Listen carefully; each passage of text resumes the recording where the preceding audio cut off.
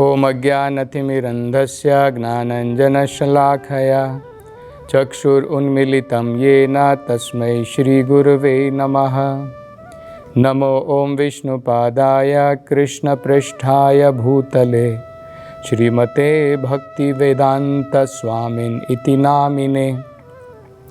नमस्ते सरस्वते देवे गौरवाणी प्रचारिणे निर्विशेषा शून्यवादी पाश्चात्य देशतारिणे। जय श्री कृष्ण चैतन्य प्रभु नित्यानंद श्री अद्वैत गदाधर श्रीवासादि गौरभक्तवृंदा। हरे कृष्णा कृष्ण कृष्णा हरे हरे, हरे राम राम राम हरे हरे। हरे कृष्णा। आप सभी भक्तों का आज की कृष्ण कथा में हार्दिक अभिनंदन है। तो अब भगवान कृष्ण अपने सारथी दारुक के साथ में उन्होंने उस ब्राह्मण को अपने रथ पर बिठाया और भगवान के जो ये विशेष घोड़े थे, 4 घोड़े थे, उनके साथ में भगवान दारुक जो है रथ को लेकर के चले।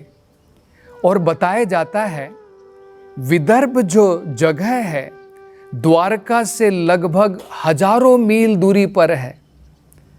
तो वहीं पर कुंदिन नाम का नगर है जहां पर रुक्मिणी जी थी। तो भगवान ने अपने रथ के साथ में ये दूरी जो है लगभग 11 से 12 घंटों के अंदर में भगवान ने पूर्ण की। भगवान द्वारका से अब विदर्भ पहुंच गए। वहां पर रुक्मिणी के पिताजी राजा भीष्मक वो अपनी तरफ से बिल्कुल प्रसन्न नहीं थे, खुश नहीं थे। वो तो हमेशा चाहते थे कि उनकी पुत्री जो है भगवान कृष्ण के लिए बनी है, उनके साथ उनका विवाह होना चाहिए। लेकिन पुत्र स्नेह के कारण, क्योंकि उनका बड़ा जो पुत्र था रुक्मी, वो चाहता था कि उनकी बहन की शादी शिशुपाल के साथ में हो। तो कर्तव्य के कारण अब राजा भीष्मक जो है अनेकों प्रकार की तैयारियां कर रहे थे, क्योंकि अगले दिन ही रुक्मिणी की शादी अब शिशुपाल के साथ में थी। पूरे नगर को बहुत सुंदर प्रकार से वहां पे सजाया गया। ये जो कुंदिन नगर था, विदर्भ का एक नगर था। कहा जाता है क्योंकि वहाँ पर बड़ी गर्मी होती है उस जगह पर। भारत जो है जो ग्लोब के अंदर में उस जगह पर आता है जहाँ पर गर्मियों में काफ़ी गर्मी होती है। तो वहाँ की गलियाँ जो है उसके ऊपर काफ़ी धूल जम जाती है। तो कम से कम दिन के अंदर में 1 या 2 बार गलियों को जो है पानी के साथ में धोया जाता है, पानी छिड़का जाता है, ताकि धूल उड़े ना और वहाँ पर जो है ठंडक बनी रहे।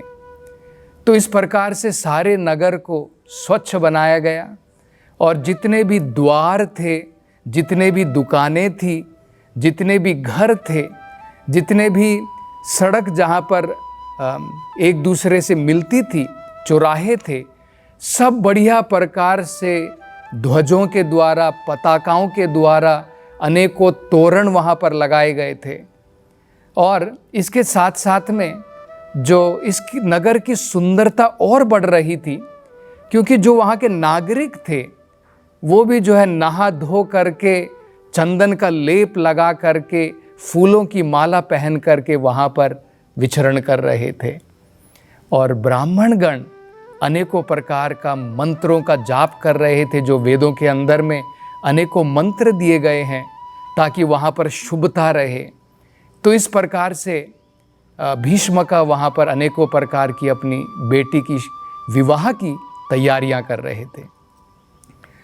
और वहीं पर दूसरे स्थान पर शिशुपाल के पिता, वो उनका नाम था दामघोष। ये नाम भी बड़ा ही जो है इसका अर्थ है, दाम का मतलब होता है जो नियंत्रण करता है, घोष का मतलब होता है जो इस प्रकार से यशस्वी है। मतलब दामघोष का मतलब क्या है, वो ऐसे राजा थे, कड़क राजा थे, जो अपने नागरिकों के ऊपर इस प्रकार का शासन और नियंत्रण करने के लिए विख्यात थे, यशस्वी थे। तो वो सोच रहे थे कि मैं अपनी बारात को लेकर के जा रहा हूँ, अपने नागरिकों के साथ में जा रहा हूँ, अन्य राजाओं के साथ में यहाँ से मैं जा रहा हूँ विदर्भ की तरफ, तो अपनी सेनाओं को लेकर के जाऊँगा। क्योंकि उन्होंने सुना था रुक्मिणी जो है कृष्ण से विवाह करना चाहती थी, तो उनको कुछ आशंका थी, शक था कि कहीं कृष्ण वहाँ पर ना आ जाएं। तो उसने क्या किया, अपनी बड़ी बड़ी सेना वहाँ पर तैयार की, घोड़े तैयार किए, रथ तैयार किए, हाथी तैयार किए, उनको अनेकों प्रकार से सुसज्जित किया गया। भागवत में विवरण दिया है, ऐसा प्रतीत होता था दामघोष और शिशुपाल विवाह के लिए नहीं, किसी युद्ध की तैयारी के लिए जा रहे हो। तो इस प्रकार से वो तैयारी करके विदर्भ की तरफ, जो कुंदिन नगर था, उसकी तरफ निकल पड़े। वहाँ पर महाराज भीष्म का जब उनको पता चला कि शिशुपाल और दामघोष अब उनके नगर के करीब आ गए हैं, तो उन्होंने वहाँ पर अनेकों प्रकार के प्रयोजन बनाए। बताया जाता है कि पहले समय में भी और आजकल भी हम ये देख सकते हैं कि जब वर और वर वधू, जब वर दूसरी जगह से आता है अपनी बारात लेकर के, तो वर वधू की जगह पर वो लगभग 2 या 3 दिन रुकते हैं। तो जो भी धर्म की अनेकों प्रणालियाँ होती हैं विवाह के समय में, वो पूर्ण करने के पश्चात वहाँ पर 2-3 दिन ठहरते हैं और बाद में कन्या को लेकर के, वर वधू को लेकर के बारात के साथ में वापस जाते हैं। तो इसी प्रकार की जो है व्यवस्था वहाँ पर भी की गई। जो अनेकों प्रकार के बाग बगीचे थे जहाँ पर ठहरने की व्यवस्था थी, वहाँ पर दामघोष और उनके पुत्र शिशुपाल, जरासंध भी थे और दंतवक्रा, अनेकों प्रकार के राजा, असुर राजा भी उनके साथ में वहाँ पर आए हुए थे। तो उनका अनेकों प्रकार से सम्मान किया भीष्म का महाराज ने। और वहाँ पर कृष्ण और बलराम भी अब यहाँ पर द्वारका से विदर्भ की तरफ पहुँच चुके थे। इसमें बताया है, भागवत में बड़ा सुंदर वर्णन दिया है किस प्रकार से रुक्मिणी देवी महल के अंदर में बड़ी चिंतित थी। वो देख रही है कि समय बीत गया है, लगभग 1 रात्रि मात्र बाकी है, उनका विवाह होने वाला है शिशुपाल के साथ में, और भगवान कृष्ण अभी तक द्वारका नहीं आए। वो सोच रही है, उनको अभी तक ये खबर नहीं मिली थी, उनको ये संदेश अभी तक प्राप्त नहीं हुआ था। वो सोचने लगी कि कहीं ऐसा तो नहीं कि भगवान कृष्ण जो हैं उनका पत्र पढ़ करके उनसे खुश नहीं हुए, संतुष्ट नहीं हुए, इसलिए भगवान ने कोई ना कोई बहाना ढूंढ लिया है और भगवान जो है द्वारका से यहाँ पर कुंदिन नगर में नहीं आए हैं। तो ऐसा हो सकता है, और इसके कारण क्या हुआ होगा, वो ब्राह्मण भी बड़ा दुखी हुआ होगा और वो ब्राह्मण भी वापस लौट करके उसने कोई संदेश यहाँ पर नहीं दिया है। दूसरा, रुक्मिणी देवी जी सोच रही हैं कि लगता है मैं कृष्ण भगवान से इतनी आसक्त हूँ कि मैंने जब देवी देवताओं की उपासना की है, हो सकता है कि मैंने जब शिव जी की उपासना की हो, मैंने जब दुर्गा की उपासना की हो, ब्रह्मा की उपासना की हो, उसमें शायद कुछ कमियां रहेंगी, क्योंकि मैं कृष्ण भगवान से इतनी आसक्त हूँ, मेरा मन हमेशा भगवान के लिए रहता है।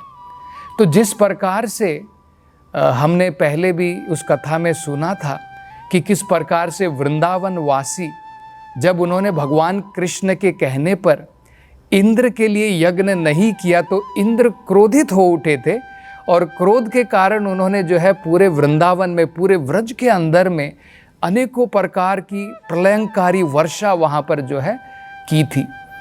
तो रुक्मिणी भी सोच रही है कहीं ऐसा तो नहीं हुआ है, क्योंकि मैं कृष्ण भगवान से अत्यंत आसक्त हूँ, मेरा मन तो हमेशा भगवान में लगा है।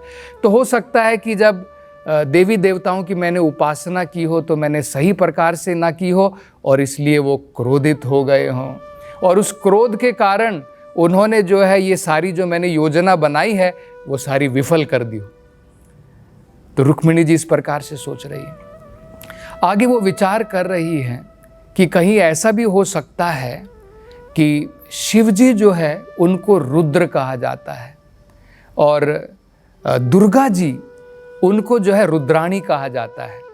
तो रुद्र और रुद्राणी का मतलब ये होता है जो जीवन में हमारे, अगर हम इस भौतिक संसार में हैं तो अनेकों प्रकार के कष्ट भोग करके हम जो रुदन करते हैं उसे रुद्र कहा जाता है। इस प्रकार से हम देख सकते हैं भौतिक संसार जो है इसे भी दुर्ग कहा जाता है। जैसे दुर्गा होता है, दुर्गा देवी जो इस दुर्ग की स्वामिन है, तो दुर्गा देवी के हाथ में एक त्रिशूल होता है। वो त्रिशूल का मतलब क्या होता है, इस भौतिक संसार में जो जीव इस भौतिक संसार में आए हैं जो कारागार के बराबर है। अब कारागार में हम लोग थोड़ी सुखी से रहते हैं, कारागार के अंदर में हथकड़ी लगी रहती है, अनेकों प्रकार के कष्ट भोगने पड़ते हैं। इसी प्रकार से ये भौतिक संसार, इसको मैथुना आगार कहा जाता है, एक प्रकार का कारागार है जहाँ पर दुर्गा देवी अनेकों प्रकार के कष्टों के द्वारा हम भौतिक संसार में इन जीवों की बुद्धि को सही रास्ते पर लाने के लिए इस प्रकार का कार्य करती हैं। तो वो सोच रही हैं कि कहीं मेरा जीवन भी इसी प्रकार से रुदन से भरने के लिए रुद्र और रुद्राणी ने उन्होंने इस प्रकार का प्रयोजन बनाया रहेगा। तो इस प्रकार से वो विचार कर रही हैं। आचार्य बताते हैं कि भगवान का भक्त जो होता है वो अगर देवी देवताओं की उपासना भी करता है उसका भी एक अर्थ होता है। जैसे अगर हम उदाहरण के तौर पर भागवत में देखते हैं, जितनी भी गोपिकाएं थी उन्होंने माँ कात्यायनी की उपासना की, लेकिन उन्होंने किस लिए उपासना की ये बड़ा महत्वपूर्ण है समझना। उन सब ने उपासना की भगवान कृष्ण की प्राप्ति के लिए। इसी प्रकार से यहाँ पर श्रीमती रुक्मिणी देवी उन्होंने भी जो है, अब हम देखेंगे रुक्मिणी देवी जो है उनके विधि विधानों के अनुसार अब दुर्गा माता के मंदिर को जाएंगी, वहाँ पर उनकी उपासना करेंगी और उस उपासना में भी वो दुर्गा देवी से प्रार्थना करती हैं कि भगवान कृष्ण तुरंत शीघ्र ही आकर के मेरा हरण करके यहाँ से मुझे लेकर के जाएं और मुझे जो है अपनी पत्नी के रूप में, अपनी दासी के रूप में स्वीकार करें। तो इस प्रकार की जो अर्चना होती है, इस प्रकार की जो पूजा होती है, उसमें कोई गलती नहीं है। लेकिन देवी देवताओं की उपासना जब हम भौतिक चीज़ों के लिए करते हैं, अगर हम कृष्ण प्राप्ति के लिए करते हैं, कृष्ण प्रेम की प्राप्ति के लिए करते हैं, उसमें कोई गलती नहीं है। लेकिन अगर भौतिक इच्छाओं के लिए करते हैं तो भगवद गीता में कहा गया है अल्पमेधशाम, मतलब हमारी बुद्धि जो है अल्प है, क्षीण बुद्धि वाले हैं।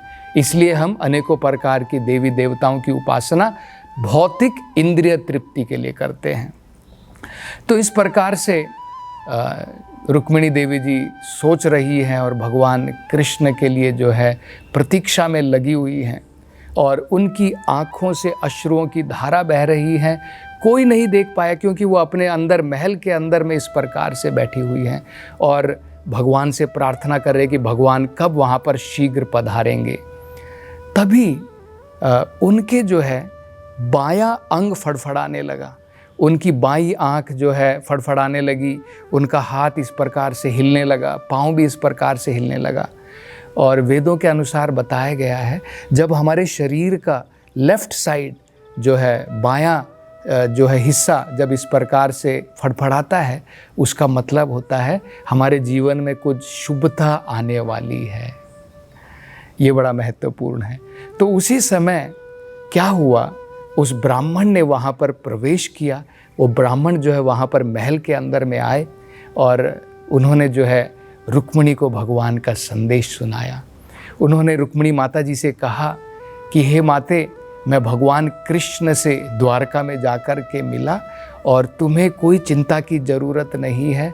अब कृष्ण भगवान स्वयं द्वारका में पधार चुके हैं और भगवान ने यह निश्चय रूप से तुम्हें संदेश देने के लिए कहा है कि किसी न किसी प्रकार से भगवान तुम्हें यहाँ से तुरंत उठा करके तुम्हारा हरण करेंगे, ले करके जाएंगे, तो तुम्हें किसी भी प्रकार की चिंता की ज़रूरत नहीं है।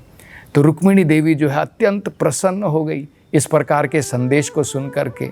और जब आदमी प्रसन्न होता है तो भेंट देना चाहता है, तो उस समय में उनके पास में वहाँ पर कोई भी भेंट वहाँ पर नहीं थी। तो उन्होंने अपनी तरफ से क्या किया, तुरंत जो है साक्षात उनको जो है प्रणाम किया, दंडवत प्रणाम किया और ब्राह्मण देवता से आशीर्वाद के लिए उन्होंने जो है कहा कि आपने जो है बड़ा ही सुंदर संदेश मुझे इस प्रकार से सुनाया है, तो मैं बड़ी खुश होकर के जो है आपसे यही आशीर्वाद मांगती हूँ कि किसी न किसी प्रकार से भगवान जो है तुरंत आकर के मेरा हरण करके यहाँ से लेकर के जाएं। तो आचार्य बताते हैं ये बड़ा ही श्रेष्ठ विषय है यहाँ पर समझने का। रुक्मिणी देवी कौन है? रुक्मिणी देवी स्वयं भाग्य लक्ष्मी है। और स्वयं भाग्य लक्ष्मी अगर इस ब्राह्मण के ऊपर प्रसन्न हो गई है तो हम सोच सकते हैं भाग्य लक्ष्मी का मतलब क्या होता है। इस भौतिक संसार में भी हम जो है अनेकों प्रकार के सुख सुविधाएं अपने जीवन में जो है अर्जित कर पाएंगे, और इसके साथ साथ में जब हम इस भौतिक संसार को छोड़ करके जाएंगे तो हमें अतीत भाग्य की प्राप्ति होगी। तो इस प्रकार से आचार्य बताते हैं कि रुक्मिणी देवी जो स्वयं साक्षात लक्ष्मी है, जब इस प्रकार से उस ब्राह्मण के ऊपर प्रसन्न हुई तो उनका जो है जीवन अत्यंत भाग्यता से पूर्ण रूप से शुभता से भर गया। आगे अब भगवान जो हैं किस प्रकार से श्रीमती रुक्मिणी का हरण करेंगे और वहाँ से लेकर के भगवान अनेकों राजाओं के बीच से किस प्रकार से रुक्मिणी का हरण करेंगे, इसकी चर्चा हम अगली कथा में करेंगे। हरे कृष्णा।